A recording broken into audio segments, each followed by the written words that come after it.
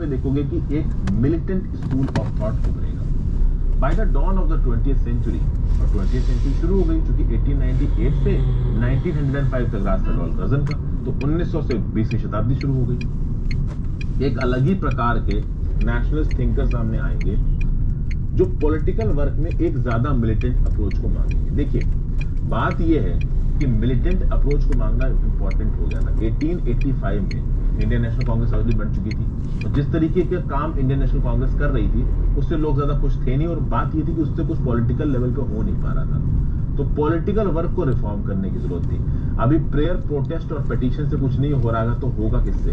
होगा ऑब्वियसली बात है मिलिटेंट अप्रोच इनको समझ में आएगी, क्योंकि और कोई अप्रोच अभी के लिए दिख ही नहीं रही है। तो इसके जो सपोर्टर्स थे कौन थे? राजनारायण बोस, अश्विनी कुमार दत्त, औरबिंदो घोष जी, नाम सुना होगा, विपिन चंद्र पाल जी, लाल बाल पाल तो सुना ही होगा आपने बंगाल में। तो औरबिंदो घोष, विपिन चंद्र पाल, राजनारायण बोस, अश्विनी कुमार बंगाल में एक्टिव थे। विष्णु शास्त्री चिपलुंकर और बाल गंगाधर तिलक महाराष्ट्र में एक्टिव थे। लाला लाजपत राय पंजाब में एक्टिव थे।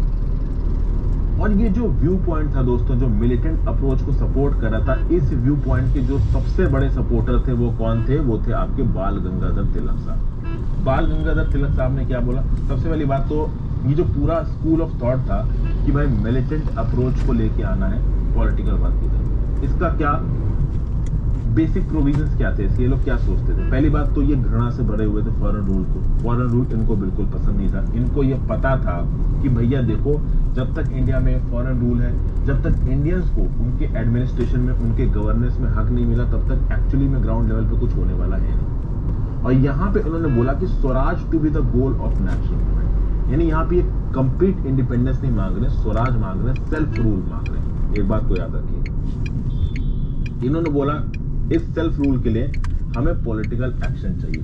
बातों से, इनके सामने लेटरबाजी करने से, इनके सामने भीख मांगने से कुछ होने वाला है नहीं, तो डायरेक्ट पॉलिटिकल एक्शन। और कहीं ना कहीं ये जो क्लास है ना दोस्तों, एक्सट्रीमिस्ट वाली, इस क्लास में एक चीज बहुत अच्छी थी कि ये मासेस की ताकत में भरोसा रखते थे। मॉडरेट्स में ये कमी थी, लेकिन मासेस की ताकत में पूरा भरोसा था इन लोगों को। और इन्होंने बोला कि देखिए, अगर आप नेशनलिस्ट आइडियोलॉजी को अपना रहे हैं, खासकर ये मिलिटेंट अप्रोच वाली नेशनलिस्ट आइडियोलॉजी को अपना रहे हैं, तो भैया बलिदान तो देना पड़ेगा, क्योंकि पर्सनल सैक्रिफाइस किए बिना आप कुछ नहीं पा सकते।